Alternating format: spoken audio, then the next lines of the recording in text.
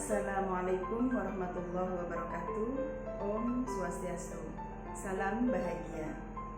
Perkenalkan, nama saya Arif Siti Musrifah dari SD Negeri 5 Sukawati. Pada video kali ini saya akan menyampaikan pemahaman saya tentang asesmen. Sebelum mempelajari materi asesmen, pemahaman lama saya yaitu bahwa asesmen hanya untuk memberi nilai. Kedua, asesmen hanya dilakukan di akhir pembelajaran. Tiga, bentuk valid dari asesmen adalah tes tertulis. Asesmen juga terpisah dari pembelajaran. Pemahaman baru saya tentang asesmen yang pertama adalah asesmen dilakukan pada proses pembelajaran. Dua, menggunakan metode dan pendekatan yang beragam. Tiga, penilaian berkelanjutan. Empat, adanya umpan balik yang konstruktif dan spesifik. 5. Fokus pada peserta didik dengan memperhatikan minat dan perbedaan karakteristik siswa. Asesmen adalah sebuah proses pengumpulan dan pengolahan informasi untuk mengetahui kebutuhan belajar, perkembangan, dan pencapaian hasil belajar peserta didik. Asesmen juga digunakan sebagai bahan refleksi untuk meningkatkan mutu pembelajaran. Asesmen adalah sebuah bukti peserta didik dapat mencapai tujuan pembelajaran. Adapun bentuknya bisa berupa asesmen formatif dan sumatif.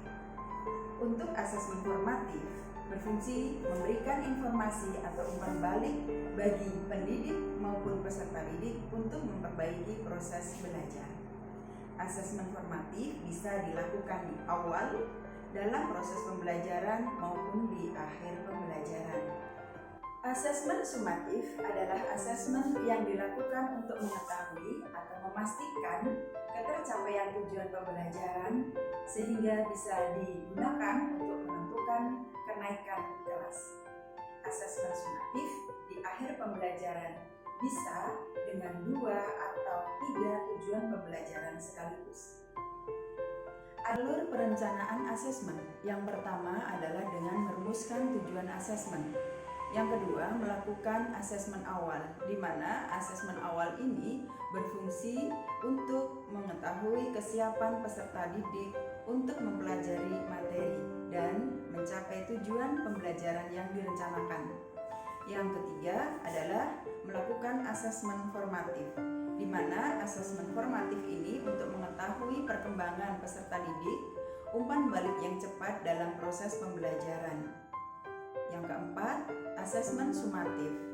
Asesmen sumatif adalah sebuah alat untuk ukur, kemudian perbandingan hasil belajar peserta didik dengan capaian pembelajaran.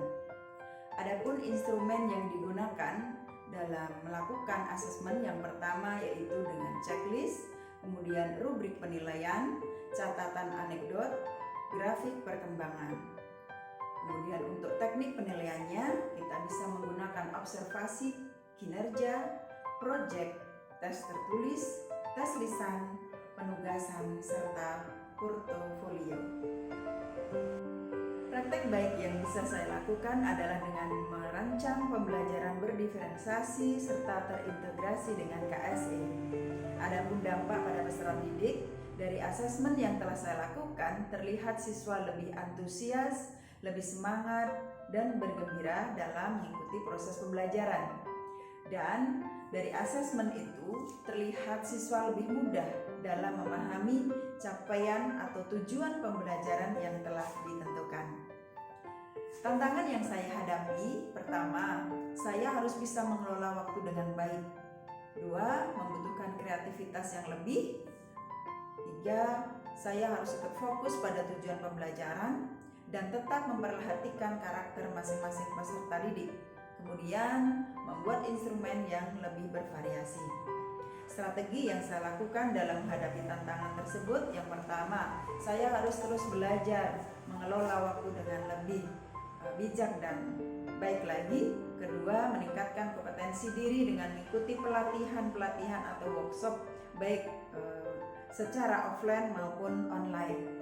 Yang ketiga, saya harus berkolaborasi dengan rekan sejawat agar ketika saya membuat asesmen, kemudian kemudian merealisasikan dalam pembelajaran lebih baik lagi untuk kedepannya. Demikian tadi apa yang bisa saya sampaikan, semoga bermanfaat. Wassalamualaikum warahmatullahi wabarakatuh. Om Santi Santi Santi Om.